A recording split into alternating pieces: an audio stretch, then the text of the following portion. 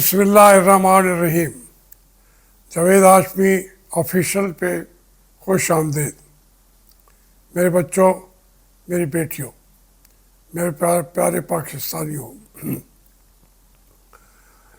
इस वक्त पूरी दुनिया पे अब जंग के बादल मंडला रहे हैं। इस्माइल हनिया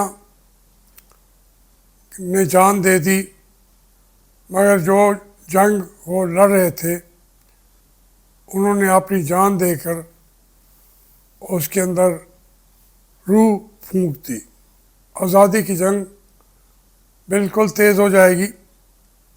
गज़ा के लोग तो शायद उतना ज़्यादा ना लड़े, लेकिन हानिया ने अपनी जान देकर तमाम आलम इस्लाम को भी बेदारी का एक और सबक दिया है। इससे हट के जो नए ब्लॉक दुनिया के बन रहे हैं वो करीब तर आ गए हैं। अगरचे सऊदी अरब का रिएक्शन अभी तक नहीं आया, लेकिन तुर्की, रशिया, चाइना और साउथ अफ्रीका, यूरोप के वो ममालिक भी जो सब कुछ खुद देख रहे हैं, उन्होंने शदीद रिएक्शन दिया है और बाज़ ने तो बराह रास्त इसराइल को मुलव्वस किया है। अब कोई अदारों से या अक़वाम मुत्तहिदा से तवक्कुआत करना वो तो लाहासिल बात है।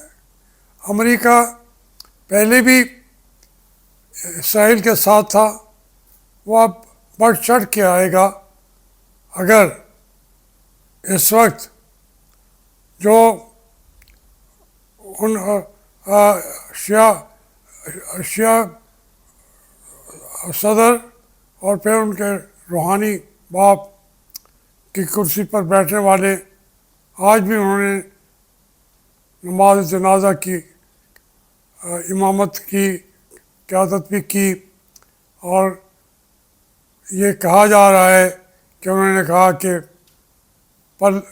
तल अवीव पे बराह रास्त हमला किया जाए। मैं नहीं समझता कि ये बात कोई अभी इतनी ऑथेंटिक हो, लेकिन अब ईरान के पास भी कोई रास्ता रह नहीं गया कि वो इसराइल को कोई थोड़ी सी भी कंसेशन दे। और क्यों दे, वो तो पहले ही लड़ रहे हैं। और उसका सबसे बड़ा जवाब जो दिया है वो हानिया की बेटी ने, कि उसने कहा जो हमारे अल्लामा इकबाल ने कहा था कि ये तेहरान जो है ये मुस्लिम दुनिया का दारुल हुकूमत है। ये उन्होंने अपनी शायरी में बार बार कहा था कि ईरान और तेहरान ये कैपिटल है, दारुल हुकूमत है, मरकज़ होगा। तो वही बच्ची ने आवाज़ बुलंद की वो कहा गज़ा से कि ईरान ने हमारा जितना साथ दिया है गज़ा की जंग में, वो तो पाकिस्तान दुनिया इस्लाम का दारुल हुकूमत है। तो ये रास्ते जो हैं वो इधर ही जाएंगे, और फिर मईशी ज़रूरियात जो हैं वो भी मजबूर कर देंगी। सऊदी अरब भी इधर ही उसको गिन ले, वो इन्हीं के साथ खड़ा होगा, पाकिस्तान भी खड़ा होगा, हिंदुस्तान तो अभी नहीं, लेकिन फिर वो भी इसी कैंप में आ जाएगा। तो ऐसी सूरत में इस्माइल हानिया ने अपने 78 अफराद की कुर्बानी देकर पूरे गज़ा को اور فلسطین کو اور بیت المقدس کی آزادی کی جنگ کو تیز تر کر دیا گیا ہے۔ اب یہ تو میں نے کل بھی کہا تھا، آج بھی کہہ رہا ہوں، اور شاید کل بھی باتیں کروں اس پہ، لیکن جب پاکستان کی طرف آتے ہیں تو یہ آپ دیکھیں، یہاں کے فیصلے دیکھیں، یہاں کی باتیں سنیں کہ ان کو اس کے علاوہ چارہ کار نہیں ہے کہ بھئی ہم نے تحریک انصاف کو جلسہ کرنے دینا ہے، نہیں کرنے دینا، اور اگر ہمیں عدالتیں بھی کہیں گی تو ہم نہیں کرنے دیں گے۔ یہ کون سا ملک ہے؟ یہ کون سی جمہوریت ہے؟ پاکستان تو ایسا نہیں ہے، لیکن لوگ محسوس کر رہے ہیں کہ یہ صورتحال زیادہ دیر لمبی نہیں کھینچی جا سکے گی، ان کو عمران خان سے صلح کرنی پڑے گی، معافی بھی مانگنی پڑے گی۔ دیکھ رہے ہیں کتنے لوگ ان کے جیلوں میں بیٹھے ہوئے ہیں۔ اب یہ رؤوف حسن کا کیس آپ دیکھ لیں، کوئی انتہا کی بات ہے، اور پورا جو ان کا سوشل میڈیا کا ہیڈ کوارٹر ہے، عدالتیں کہتے ہیں کھول دو، یہ کہتے ہیں جی وہاں میٹر صحیح نہیں لگے ہوئے، وہاں پہ سیکیورٹی کا انتظام صحیح نہیں ہے۔ اس بات پہ کوئی سیاسی جماعتوں کے مرکزی دفاتر بند کیے جاتے ہیں؟ ان پر مہرے دروازوں پہ لگا کے کوئی لگا سکتا ہے؟ یہ نئے تماشے کر رہے ہیں، اور بیچارے ہماری مسلم لیگ اور نون اس کو پیپل پارٹی وہ مجبور ہیں، بیچارے مجبور مقہور ہیں، مجبور مہر ہیں، جو ان کو کہتی ہے وہ عمران خان نے تو ایک کنسیشن دیا اسٹیبلشمنٹ کو کہ آپ کو اس مسلم لیگ کا اور پیپل پارٹی کا ساتھ نہیں دینا چاہیے، تو اس نے تو سیدھا نہیں کہا، میں تو سیدھا کہتا ہوں کہ یہاں پہ اسٹیبلشمنٹ ہی سب سے زیادہ تباہی اس ملک کی یہی لاتی ہے، یہی جرنیل لاتے ہیں، یہ ملک کو توڑتے ہیں بدقسمتی نال۔ آپ ان کو کہیں گے کہ جناب ہم کو، آپ کہتے ہیں جرنیل ملک کو توڑتے ہیں، میرے بھائی بشکری پاکستان کو کس نے توڑا؟ کارگل کے اندر پاکستان کو کس نے توڑا؟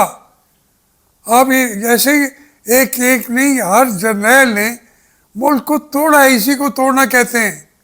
اب بلوچستان کو یہ توڑ رہے ہیں، ایک حصہ کاٹتے جا رہے ہیں پاکستان کا۔ جب کہیں گے تو یہ کہیں گے جناب آپ جرنیلوں کے خلاف کیوں بولتے ہیں؟ میں کہتا ہوں ہر کمانڈر چیف نے ملک کو توڑا ہے، اور یہ بھی وہی کر رہے ہیں۔ وقت کم ہے، عمران خان آپ کے ساتھ بات کر رہا ہے، پھر یہ بھی نہیں ہوگا، آپ سے کوئی بات کرنے والا نہیں ہوگا، آپ اس کو مذاق بنائے بیٹھے ہیں۔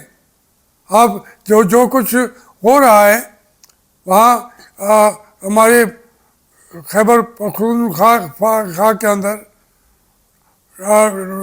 اس کے پورے خطے میں، وہاں صرف بنوں کی بات نہیں ہے، کوارٹ کی نہیں ہے، نچلے علاقے جو ہے اپنا شمالی وزیرستان، جنوبی، کوئی ملک کا حصہ کوئی آرام سے تو ہے نہیں۔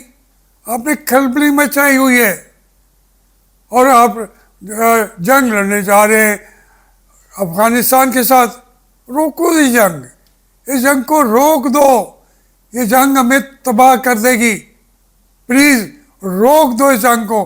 روک سکتے ہو اگر تم ایک لمحے کے لیے امریکہ کی غلامی کا پٹا پھینک دو، اپنے ملک کے لوگوں کی بالادستی کو، سویلین کی بالادستی کو قبول کر لو، یہ جنگ بھی رک جائے گی، ایران کے ساتھ بھی تعلقات اور بہتر ہو جائیں گے، انڈیا جو ہے وہ آپ کے قدموں پہ آ کے گر پڑے گا.